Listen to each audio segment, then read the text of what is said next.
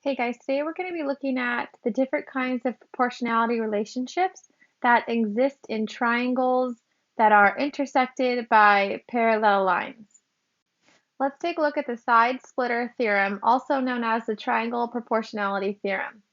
If a line is parallel to one side of a triangle and intersects the other two sides, then it divides the two sides proportionally. Let's take a look at some examples. We're going to write a proportion for each of the following triangles using the side splitter theorem.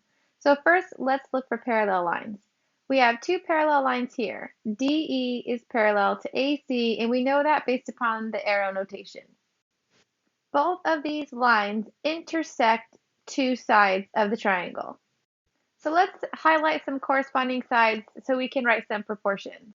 If we apply what we know about similar triangles, we have a small triangle here and a large triangle here. So that means that BD is going to be proportional to BA.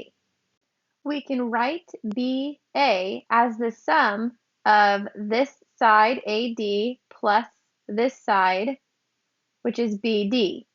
Now if we take a look at the other side, we know that BE is going to be proportional to the longer side of the triangle, BC, which I can write as a sum of BE plus EC.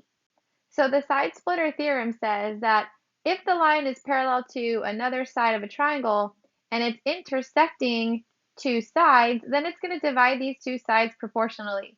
So that means I can write another proportion with the two separate sides. That proportion would be BD to DA is equal to BE to EC.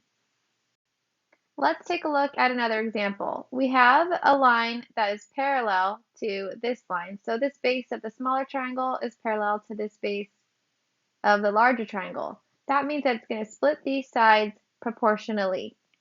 So we know that X is going to be proportional to W and Y is going to be proportional to V.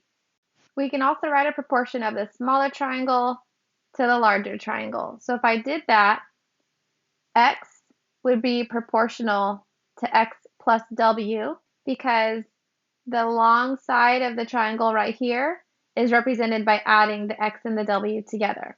That would be equal to Y over Y plus V. So now let's use what we know about the side splitter theorem and apply that to solving some problems where we have to solve for X.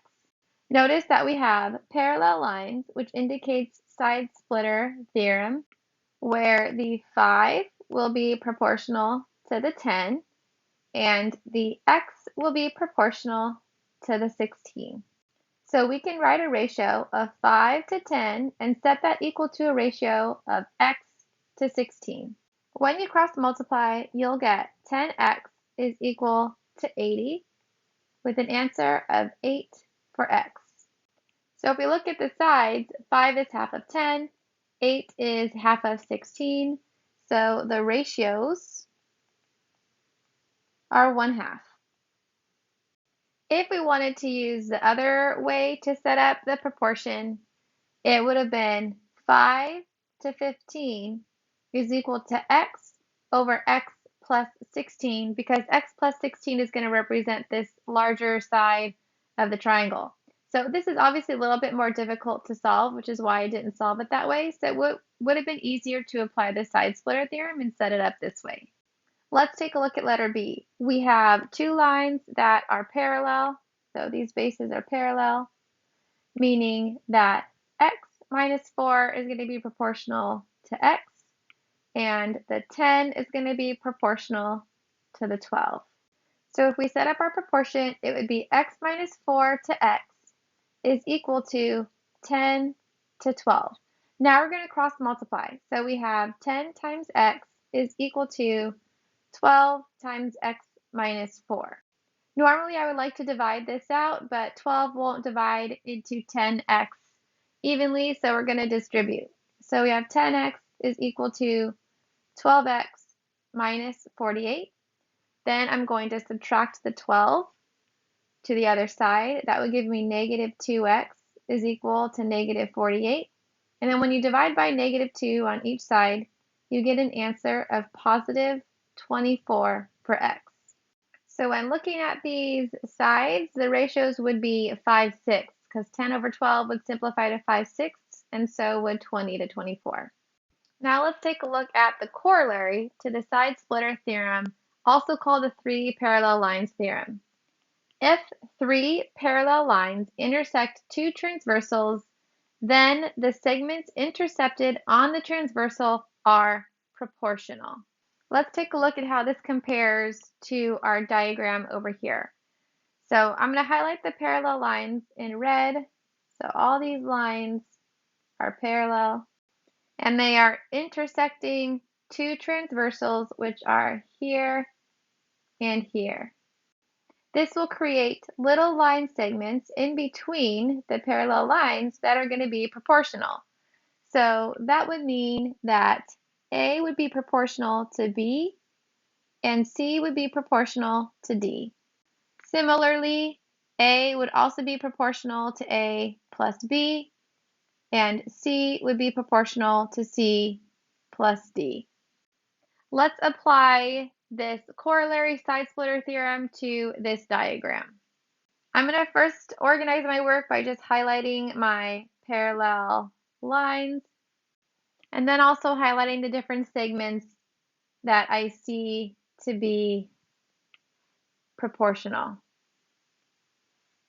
So let's take a look at letter A. It says that DE is proportional to EF.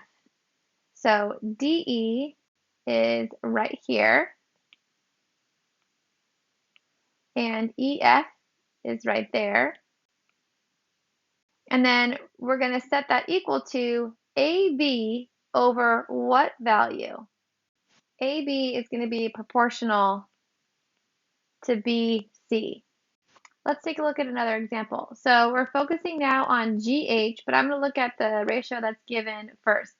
So AB is going to be proportional to BC. GH is right down here. So I'm going to highlight that in yellow. GH is going to be proportional to what segment? GH is going to be proportional to HI. Now let's apply what we practiced here to finding some different values for the segments. So this says AB is equal to 6, and then DE, which is here, is equal to 4, and then EF, which is here, is equal to 8.8. So we are trying to find the length of BC. If we follow the same format that we practiced over here, my proportion would be 4 to 8.8 is equal to 6 over BC. Now we'll just cross multiply and divide. So I have 4 times BC is equal to 8.8 times 6, which is going to be 52.8. Then we're going to divide by 4 on each side. So BC is equal to 13.2. Now let's take a look at letter D. According to the corollary to side splitter theorem, which side is going to be proportional to the 9? The 9 is going to be proportional to the 15, and the 2x is going to be proportional to the 20.